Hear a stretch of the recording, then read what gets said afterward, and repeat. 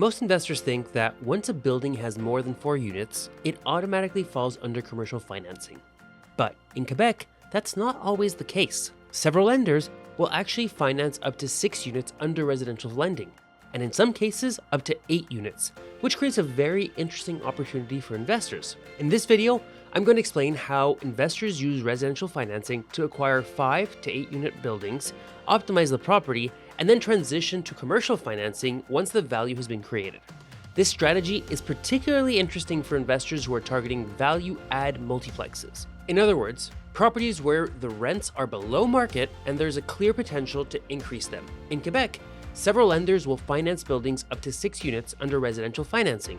For example, RBC, CIBC, Scotiabank, and Desjardins. And Desjardins will sometimes go even further and finance up to 8 units under the same residential framework. What that means is that the financing is not based purely on the building's income. Instead, the bank qualifies you based on your personal debt capacity combined with the rental income of the property. Most lenders will use what's called a rental add-back. Typically, somewhere around 50% to 80% of the rental income can be added to your personal income when qualifying. So, the bank is essentially looking at 2 things: your personal financial profile and a portion of the building's rental income. This is very different from commercial lending, where the property must support itself economically. This creates a very interesting opportunity. In our market, there are a lot of buildings that have tremendous upside, but if you underwrite them strictly based on their current income, the numbers don't make sense. But with residential financing, you may still be able to acquire the property with roughly 20% down for a 5 to 6 unit building, sometimes 25% depending on the file and the lender. Yes, the property may be cash flow negative at the beginning, but what you're really buying is the future value of the building.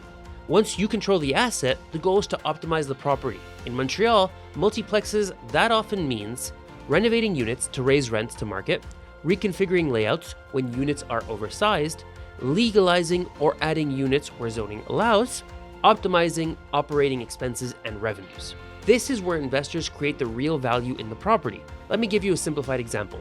Let's say you purchase a 6-unit building for $1.5 million. Using residential financing, you might put around 20% down, so roughly $300,000. You then invest about $350,000 into the building.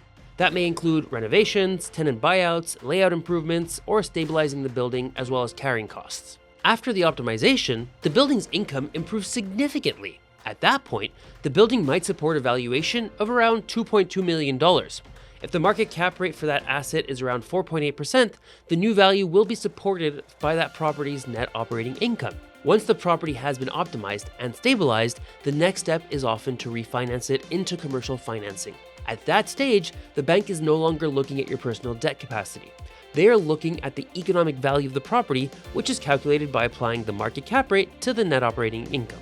In many Montreal submarkets, small multiplex cap rates are often somewhere in the 4.5 to 5.5% range, depending on the area and the building quality. In some cases, transitioning into programs like the CMHC's MLI Select may allow the investor to refinance and potentially pull all their capital back out of the property. This strategy works particularly well in Quebec because many buildings are still priced based on comparable sales, not purely on income.